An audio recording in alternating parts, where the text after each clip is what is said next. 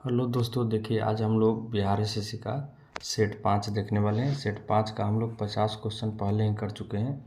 GK का आज हम लोग साइंस का जो बचा हुआ 25 क्वेश्चन है वो कर लेते हैं। पार्ट 2 में 1-2 में वीडियो ला रहे हैं क्योंकि वीडियो लंबी चली जाती है।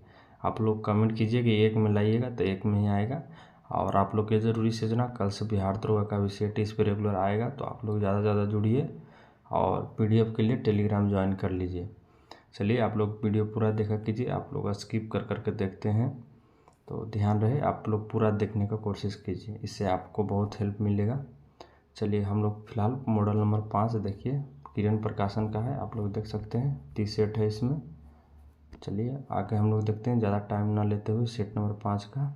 देखिए आज क्वेश्चन नंबर 51 बोलता है कि सेंटीग्रेड तथा फ़ारेनहाइट तापमान किस अंश पर एक समान होता है। तो देखिए ये जो है आप लोग बहुत बार क्वेश्चन आया होगा सेट में, ये 40 डिग्री पर दोनों समान होता है, फ़ारेनहाइट और सेंटीग्रेड। आगे बढ़ते हैं हम लोग।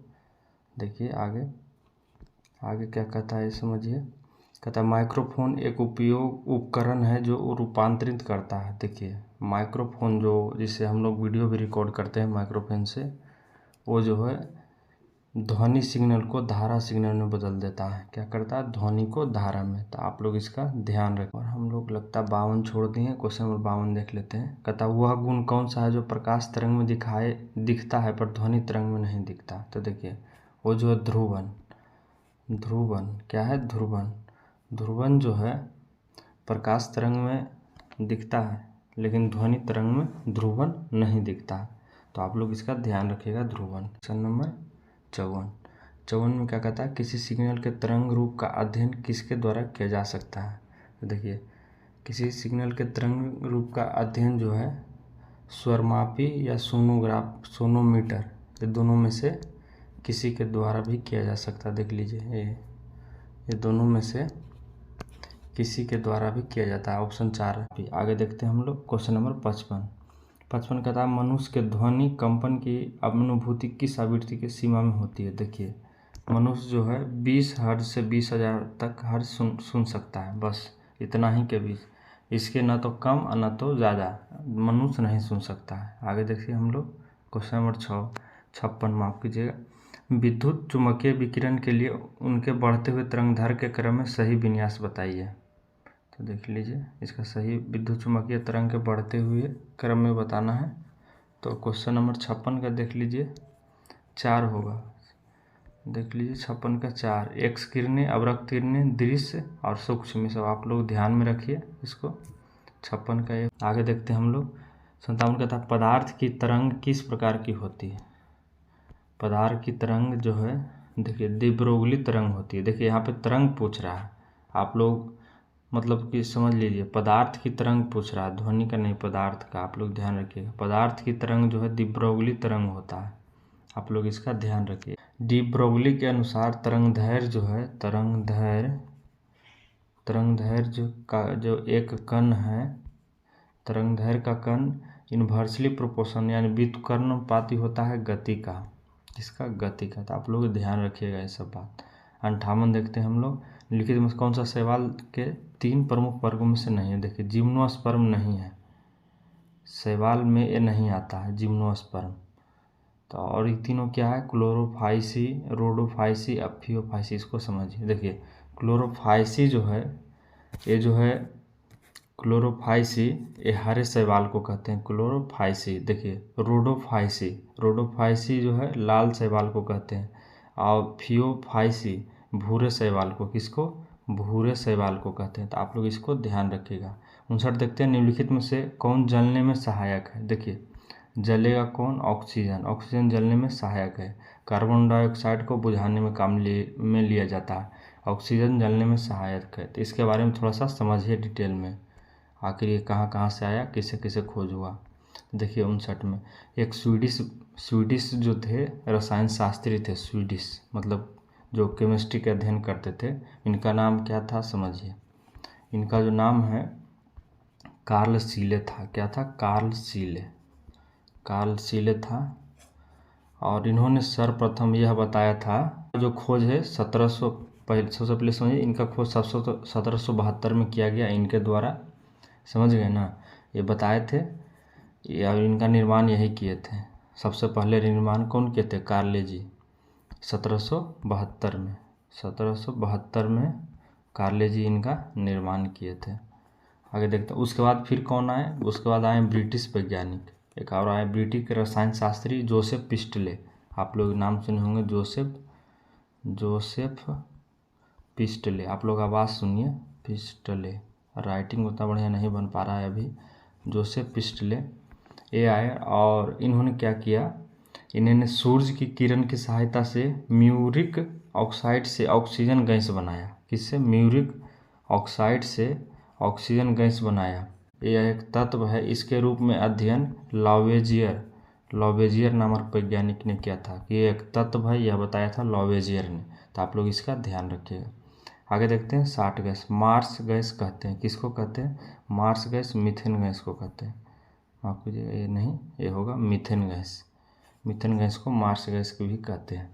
तो आप लोग इसका ध्यान रखिएगा। और इसको क्या कहते हैं? आप स्वाम्प गैस के भी नाम से इसको जाना जाता है। ये सब तथ्य ध्यान रखिएगा। और ये कहाँ कहाँ पाया जाएगा? दलदली क्षेत्र में, दलदली में। और गैस गोबर गैस में जानते हैं, इसको बोलता है गोबर गैस में भी मीथेन पाया जाता है। और दलदली क्षेत्र में, समझ गए ना? ये सब आप लोग ध्यान रखिएगा थोड़ा सा। आगे देखते हैं, हो गया मीथेन। 61 देखिए, बेयर का अभिकर्मक क्या है? बेयर, तो बेयर क्या है आप इसको समझिए 61 नंबर क्वेश्चन का। तो इस ये जो है क्षारीय पोटासियम परमैंगनेट है। कौन है? क्षारीय पोटासियम परमैंगनेट। ये सब देखिए याद करने वाला क्वेश्चन है, आप लोग को याद करना ही पड़ेगा। सुनते रहिए, आपको याद हो जाएगा। जिसका सोल्यूशन है डिटेल में कराने का जरूरत, उसको हम करवा रहे हैं। पाछड़ देखिए, अमोनिया सल्फेट में मौजूद नाइट्रोजन, देखिए इसमें 27% लगभग नाइट्रोजन मौजूद होता है। तो आपको पूछेगा कि अमोनिया सल्फेट का सूत्र क्या होता है, तो आप ये भी समझिए। इसका होता है NH4 का होल ट्वाइज इस तरह से, और SO4 होता है। तो ये सब आप लोग ध्यान रखिए। जिसका लगेगा कि सोल्यूशन कराना आवश्यक है उसको करा देते हैं। 63 देखिए, उच्च तापमान की सहायता के लिए अंतरिक्ष यान में निम्नलिखित में किस धातु का प्रयोग किया जाता है? तो देखिए इसका प्रयोग Ti का, किसका प्रयोग किया जाता है? Ti का। और Ti का क्या बोला जाता है? टाइटेनियम। जैसा कि नाम से ही देखिए लग रहा होगा, टाइटेनियम। इसको टाइटेनियम के नाम से भी जाना जाता है। आप लोग ध्यान रखिएगा, ये बहुत ज़्यादा गर्मी सहने में मजबूत होता है। और आगे देखते हैं, पीतल की मौजूदगी में निरंतर रहने से वायु में रंगहीन हो जाता है। मतलब कि वायु में रखने पर कौन रंगहीन हो जाता है? तो कौन हो जाता है आप लोग को बताना है। तो इसका आंसर हो जाएगा हाइड्रोजन सल्फाइड। देखिए इसका आंसर हो जाएगा हाइड्रोजन सल्फाइड, 64 का हाइड्रोजन सल्फाइड। और ये क्या है? ये एक अकार्बनिक है। अकार्बनिक किसे कहते हैं? जिसमें कार्बन C मौजूद नहीं है। कार्बन का परमाणु संख्या क्या होता है? कार्बन C6 होता है। तो आप लोग इसको ध्यान रखिएगा। आगे देखिए 64 हो गया। 65 में क्या है? वायु की क्वालिटी को बिगाड़ने के लिए जिम्मेदार कण जिसके महत्वपूर्ण शरीर रंगों को क्षति पहुंचाता है, उनका वर्णन किस रूप में किया जाता है? देखिए उसका जो वर्णन है, देखिए 2.5 PM। देखिए बोलेगा, आप लोग न्यूज़ में सुने होंगे कि PM 2.5 से ज़्यादा हो गया। तो आप लोग इसके बारे में समझिए कि PM का मतलब ही क्या होता है। PM का मतलब होता है पार्टिकुलेट मैटर। PM देख लीजिए, PM का मतलब हुआ पार्टिकुलेट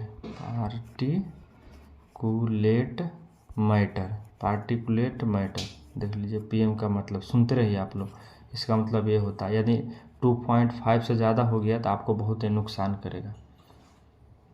2.5 भी पहुंच गया तो बहुत नुकसानदेह होता है। और क्या करता है कि श्वसन में पहुंच करके आप लोग को खांसने में, देखिए खांसी आएगा, ज़्यादा सांस लेने में दिक्कत हो जाएगा, बहुत तकलीफ होगा इससे। इसलिए देखते होंगे कि दिल्ली में प्रदूषण ज़्यादा होता है तो PM नापा जाता है, पार्टिकुलेट मैटर कितना बढ़ गया है, कितना घटा है। आप लोग आगे ध्यान दीजिए। चलिए इसका हो जाएगा, देख लिए आप लोग 2.5, ऑप्शन नंबर 3। आगे देखते हैं 66। कहता है पारिस्थितिकी प्रणाली में प्राथमिक उत्पादक कौन होते हैं? देखिए प्राथमिक जो है पादप होते हैं। पादप जिसको पौधा बोला जाता है, पादप होते हैं। ये स्वपोषी होते हैं और यह अपना भोजन प्रकाश सूर्य के प्रकाश से बना लेते हैं। ये किसी पर निर्भर नहीं रहते हैं। इसे मतलब कि प्राथमिक कहा जाता है। क्या चीज़? प्राथमिक उत्पादक, जो किसी पर निर्भर न रहे। चलिए आगे देखते हैं। कहता भूमिगत जल के प्रवाह के नीचे की ओर बहने वाले प्रदूषक क्या है? देखिए इसको बोला जाता है निछालक। निछालक आप लोग ध्यान रखिएगा, निछालक। देखिए भूमिगत जल प्रवाह मतलब कि भूमि के जो जल है उसके नीचे नीचे यह बह जाता है। कौन बह जाता है? तो ये निछालक। और ये क्या होता है इसमें? देखिए जैसे ये कहाँ कहाँ बहेगा आप लोग ध्यान रखिए। जैसे झरना, वाटरफॉल जिसको जलप्रपात कहते हैं, झरना में। और कहाँ बह सकता है? झरना में और बहावों में, मतलब झरना के जो बहाव होता है उसमें बह जाता है। और उसी में ये मिला जाता है निरक्षक। इसमें बहुत ज़्यादा मतलब कि मात्रा में प्रदूषक होते हैं, उच्च मात्रा में। देखिए और ये क्या करता है ये समझिए। ये जो है स्वतंत्र रूप में बहता है, स्वतंत्र जमीन के अंदर स्वतंत्र रूप से बहते रहता है भूजल के नीचे। और एक कचरा का भी निर्माण कर देता है, इसलिए थोड़ा सा ही खतरनाक होता है। आप लोग इसको थोड़ा ध्यान में रखिएगा। ऐसे याद करने वाला क्वेश्चन है, याद रखिएगा। निछालक जो है मतलब कि पानी के नीचे प्रवाह में पाया जाता है गंदगी के रूप में। आगे देखिए 68 कहता ग्रीन हाउस गैस की अवधारणा किसकी थी? ग्रीन हाउस गैस ते थी जोसेफ फ्यूयर। देखिए जो आसमान में जो अभी नुकसान पहुंच रहा है ग्रीन हाउस गैस के कारण, ये फ्यूयर थे। इसके बारे में थोड़ा सा डिटेल में हम लोग समझते हैं। देखिए फ्यूयर कौन थे? तो एक फ्रांसीसी वैज्ञानिक थे। फ्रांसीसी वैज्ञानिक आप लोग ध्यान रखिएगा, एक फ्रांसीसी वैज्ञानिक थे जोसेफ फ्यूयर। ये जो है 1827 में ही बताए थे ये बात को। 1827 में इन्होंने सर्वप्रथम कहा कि वायुमंडल के गैस पृथ्वी के तापमान में वृद्धि ला सकता है। मतलब जो वायुमंडल में जो गैस मौजूद है, वायुमंडल में जो गैस मौजूद है वो पृथ्वी के तापमान में, मतलब जो हम लोग जहाँ रहते हैं उसमें तापमान बढ़ा सकता है। ये बहुत पहले बता दिए थे 1827 में।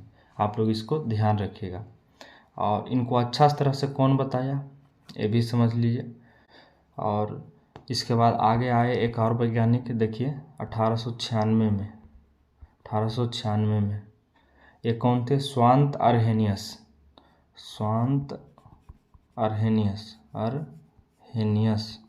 ये आए। स्वांत अर्हेनियस। देखिए आप लोग राइटिंग पर मत जाइए, आप लोग मतलब आवाज़ सुनिए।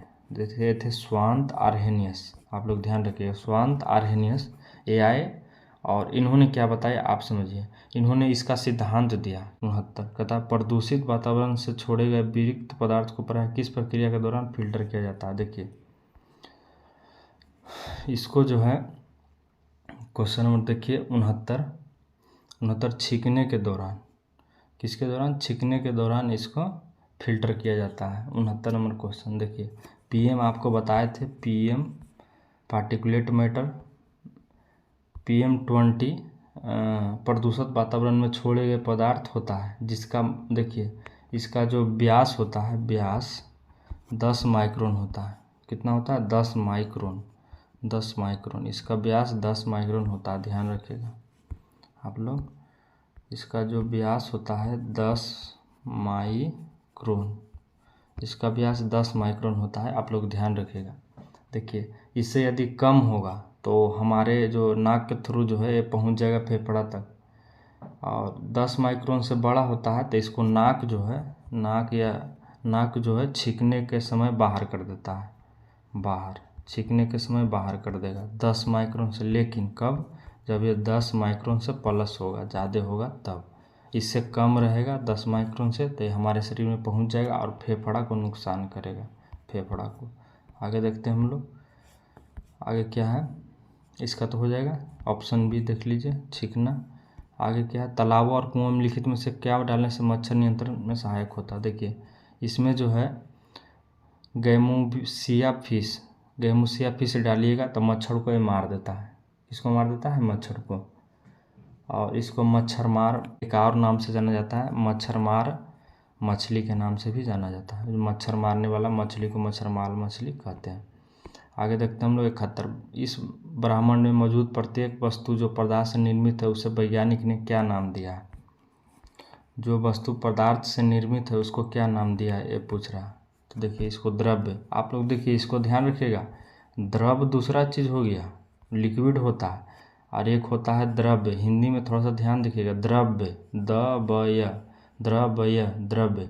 तो देखिए पदार्थ को जो है हिंदी में एक और नाम से जाना जाता है जिसको कहते हैं द्रव्य द्रव्य। और द्रव दूसरा है खाली द्रव, इसको तो लिक्विड बोलते हैं, ये दूसरा चीज़ हो गया। तो आप लोग देखिए ऑप्शन ध्यान से देखिए, मैटर लिखा हुआ है द्रव्य, तो पदार्थ को ही बोला जाता है। पदार्थ किसे कहते हैं? जिसमें कुछ बाहर हो, जो स्थान गिरता हो, उसको क्या कहते हैं? द्रव या द्रव्य, द्रव्य बोलेंगे। पदार्थ मैटर, तो आप लोग इसका ध्यान रखिएगा। 71 का 2 हो जाएगा। 72 देखिए, हमारे सौरमंडल का सबसे चमकीला ग्रह, देखिए इसके बारे में थोड़ा समझिए। ये तो हो जाएगा शुक्र। देखिए शुक्र जो है सूर्य से, देखिए ये बुध हो गया, बुध बुध हो गया, यहाँ पे शुक्र दूसरा स्थान पे है। और देखिए शुक्र जो है सबसे ज़्यादा गर्म, क्या है शुक्र? ध्यान से सुनिए, सबसे ज़्यादा गर्म, चमकीला, पृथ्वी का जुड़वा बहन। देखिए सब चीज़ जो है इसी को ही बोला जाता है। ये जो क्या करता है, देखिए CO2 को जो है अवशोषित कर लेता है, अवशोषित। ऐसे क्या होता है? गर्म, बहुत ज़्यादा गर्म हो जाता है। यही लगी, ये दूसरा नंबर रहने के बावजूद ये सबसे ज़्यादा गर्म है। आप लोग इसका ध्यान रखिएगा। इसे शाम का तारा, एक और चीज़ समझिए, इसे शाम का या भोर का तारा भी कहा जाता है, या शाम का या भोर का तारा भी कहा जाता है। किसको? शुक्र को। तो आप लोग ये सब फैक्ट याद रखिएगा। 73 देखिए, तो कहता है सौरमंडल का सबसे अधिक गर्म ग्रह कौन सा है? सौरमंडल का सबसे अधिक गर्म, तो ये भी शुक्र होगा। आपको अभी ऊपर में सोल्यूशन कराए शुक्र। आगे देखते हैं हम लोग, मानव शरीर में सबसे लंबी हड्डी, आप लोग बताइए मानव शरीर में सबसे लंबी हड्डी। आप लोग जो सोचे होंगे ये ऑप्शन में ही नहीं है।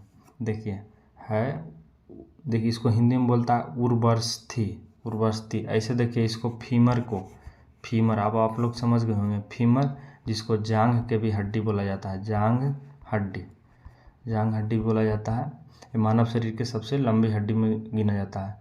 देखिए मानव शरीर की सबसे लंबी हड्डी है, इसका जो लंबाई है मानव, इसका लगभग औसत लंबाई आपको 19.19 इंच होगा। 19 दशमलव लगभग जो है 19.9 इंच, देख लीजिए। आप लोग फीमर बोला जाता है, ध्यान रखिएगा, जांघ की हड्डी, उसी को हिंदी में कहते हैं उर्वरस्थि। हिंदी में पता नहीं लगता है ऑप्शन, आप लोग ध्यान रखिएगा। देखिए 75 है, अंतिम क्वेश्चन देख लीजिए। कोडांतरक एक प्रोग्राम है, वह निम्न में से किस प्रोग्राम का रूपांतरण है? तो आप लोग देखिए 75 नंबर का, 75 का हो जाएगा 2 कोरा। देखिए कोडांतरण से मशीन तक, ये जो है कंप्यूटर की एक भाषा है, आप लोग ध्यान रखिएगा। और ये याद करने वाला क्वेश्चन, इसमें क्या सोल्यूशन करवाएं? कोडांतरण से मशीन, आप लोग याद रखिएगा, इसमें कोडांतरण से मशीन। यही हो गया आपका 25 क्वेश्चन समाप्त। तो देखिए इसमें कितना समय लगा, लगभग आप लोग का 20 मिनट लग गया। तो पिछला क्वेश्चन जो सेट था वो 43 मिनट का था, तो आप लोग का 1 घंटा का होगा यदि दोनों सीरीज लाएंगे। तो आप लोग जुड़े रहिए, चैनल को सब्सक्राइब कीजिए, दोस्तों के साथ शेयर कीजिए। देखिए आप लोग के लिए बहुत मेहनत करके लाते हैं, रिसर्च करके लाना पड़ता है कि आप लोग को बेहतर से बेहतर सोल्यूशन दे। देखिए क्वेश्चन को पढ़ देना, बोल देना आसान है, लेकिन सोल्यूशन करना बहुत टफ काम है, समझ गए? इसलिए आप लोग के लिए बहुत मेहनत से लाते हैं, तो आप लोग थोड़ा सपोर्ट करिए। और कल से जो है बिहार SI और ये चलते रहेगा। देखिए जो अभी इंटर लेवल आया है BSSC का, ये चलता रहेगा। कल से बिहार SI का भी आएगा, तो आप लोग जुड़े रहिए, सपोर्ट करिए। और PDF के लिए टेलीग्राम ज्वाइन करिए, और नहीं तो कमेंट कीजिए, आप लोग को हम भेज देंगे PDF। तो चलिए मिलते हैं कल, तब तक के लिए धन्यवाद। जय हिंद।